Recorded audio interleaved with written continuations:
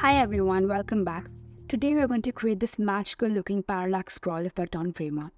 To create a parallax effect, you need an image on different layers. So what I've done here is I created this image on Midjourney and then I broke it into different layers. How I did that was a process that I'm going to quickly show. But before that, you need to see the actual image. So this was the image that I created on Midjourney.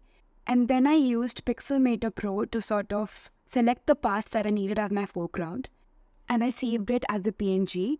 Then I moved to Adobe Firefly and I used the steers image, the remaining image, as a reference to generate the background. So I used the expand feature right here and I expanded it from all the sides and I clicked on generate that you see at the bottom.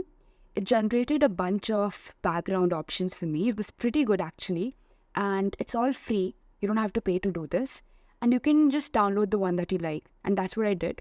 I got a bunch of options here and I generated some more, and then finally I got the one that I liked and I saved it.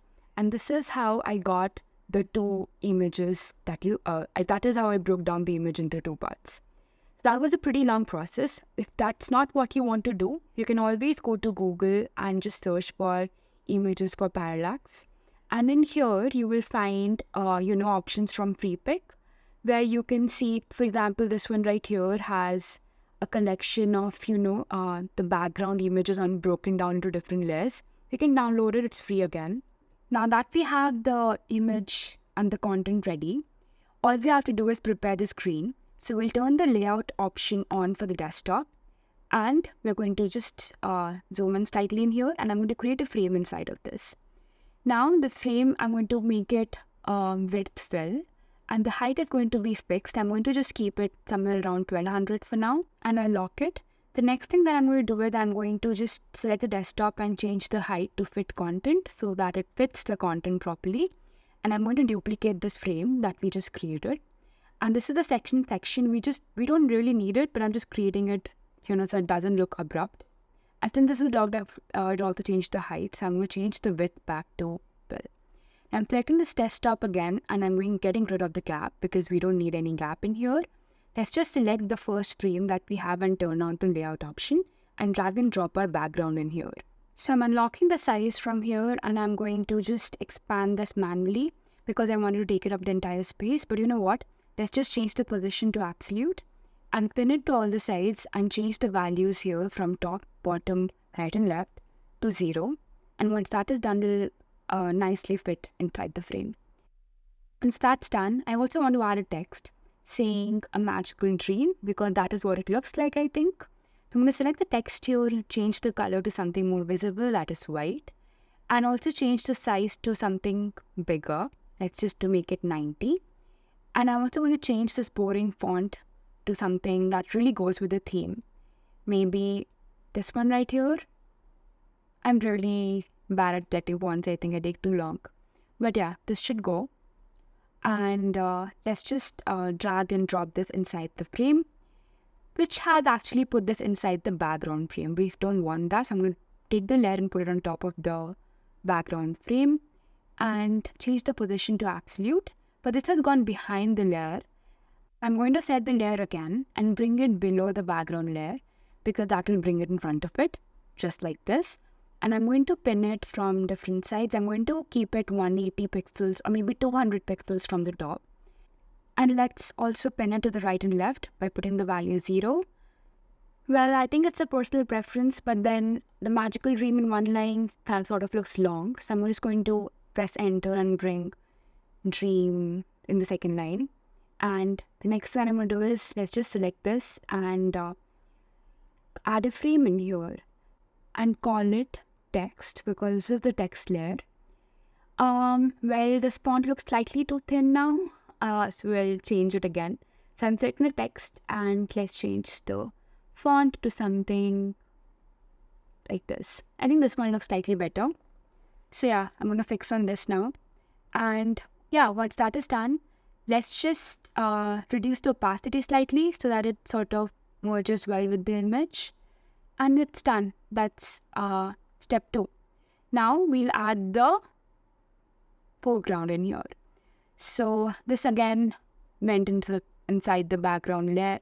So we'll just drag and drop and just make sure it's positioned nicely and it's above the text layer.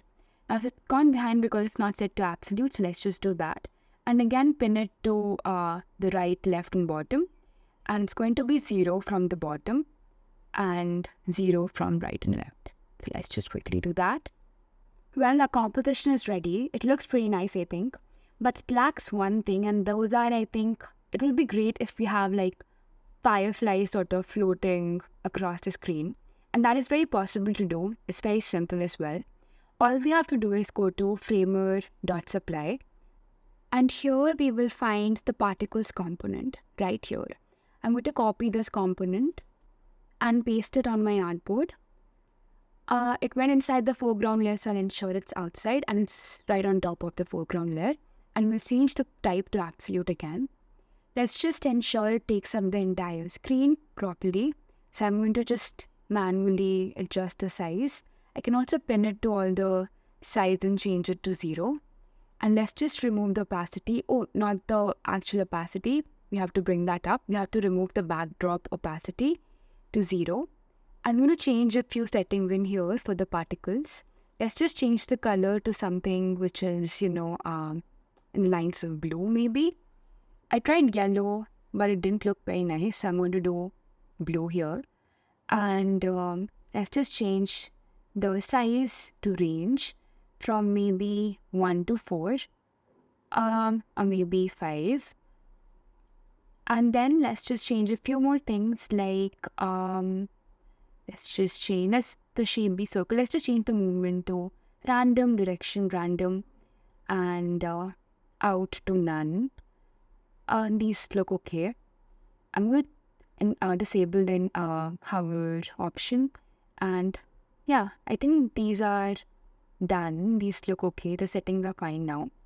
So now when we view it, it looks pretty cool, isn't it? I mean, there's these little things floating. So yeah, but the parallax effect is not there. It's a regular scroll.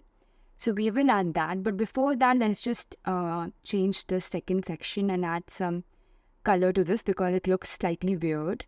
I'm just going to quickly change the color and just put in some text right here. We will also quickly change the text property so it's not overpowering. So let's just change the size and put this in the center by turning on the layout option. And I'm also changing the font type to something lighter in this case. And we'll also reduce the opacity slightly. So yeah, this looks slightly more complete now. And now it's time for us to add the parallax effect.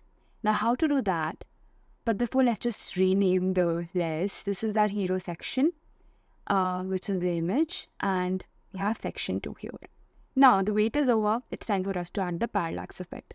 So parallax effect works when you have different scroll speeds for different layers. So I'm going to particles here, all the way to effects and change the scroll speed. We'll make it 95 here. Just like that. We'll go to foreground now. That is the second layer that we have. Let's just go to effects again and change the scroll speed to somewhere around 75%. We just need to keep reducing the scroll speed. Here again, effects. Selecting the text layer, just here, scroll speed, and change the speed to maybe 40%. And finally, the background layer. We'll change the scroll speed again, go to effects, scroll speed. And this is going to be the slowest, so we're going to change that to 30%. Or maybe 20%. So yeah, and let's just have a look at this. Well, the text is sort of disappearing. We'll fix that. This parallax is working though. So what we have to do is let's just select the text again. And I'm going to remove the effect from here. What I'm going to do is I'm going to select the text layer within the text frame. Go to effects and then go to scroll speed and change that to 50%. Let's play and have a look. Well, the text is sort of disappearing. So we need to fix that. So I'm going to select the text frame here. Go to overflow and change hidden to visible. Let's have a look now. So yeah, well, that's a parallax scroll effect. It works seamlessly, it's very nice and it's super easy to create. You just need to have an image on different layers and you just need to change the scroll speed, honestly. That's parallax effect summed up for you in like 2 statements. So yeah, you can always change the screen size and see how it looks for different screen sizes. And yeah, that's all. That's it for this tutorial. I hope you found this helpful and learned something new today. Thank you so much for watching. I'll see you next time.